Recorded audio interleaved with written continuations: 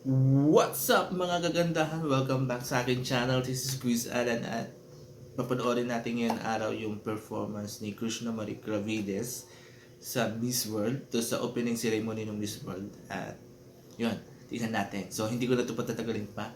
Papanoorin na natin. So let's go!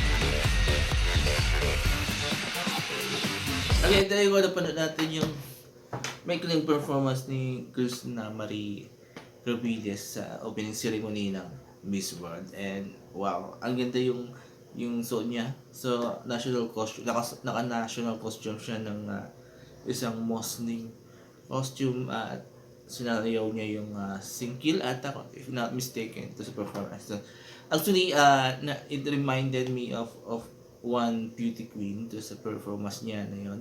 And that was Megan Yang, di ba? Yung very first and only Filipina winner ng Miss World. And dito kitang-kita natin. Actually, ramdam ko sa kanya yung parang yung vibe na meron si Megan nung pinerform niya yan.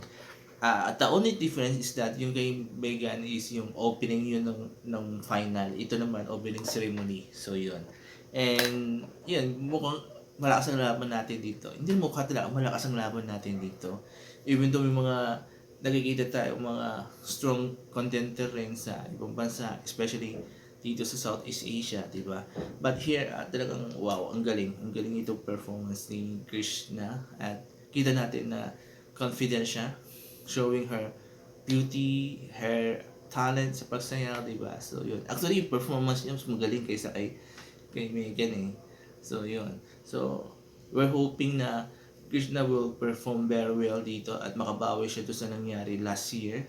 Tama ba? Oh, last year doon kay Gwendoline Fornul, ayan, na pambato natin last year na unfortunately na-unpace. So hopefully uh, makaabot siya ng final, di ba? Makaabot siya ng top 3. So yun. So good luck kay Krishna, and like I've said, malakas ang laban natin, and yan, and nakita natin na mukha namang lalaban naman siya. Hindi siya yung lamya-lamya unlike mga past candidate ng Pilipinas. So this one talagang may laban. So there you go. So good luck kay Krishna, and bring home the bacon, di ba? Ika nga. So there you go. So abangan natin mga iba pang performance ni Krishna sa Miss World, and I have no idea kung kailan yung final nila.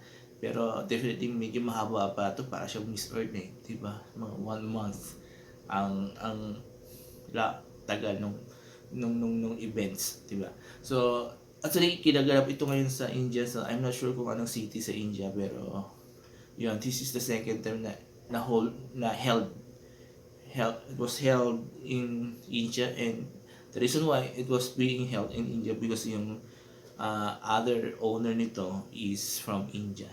Correct me if I'm wrong, di ba? Pero yun ang pagkakaalala ko. Kasi parang nung mga 2023 ata nakaroon ng talks between that businessman. So parang hati-hati sila, half-half. So parang nangyari na ngayon, parang yung mga uh, big for pageants, di ba? Like Miss Universe na yun, dalawa rin ng owner, di ba? So except for Miss Earth, sa Miss International na sole owner lang. So sa Miss Earth, di ba?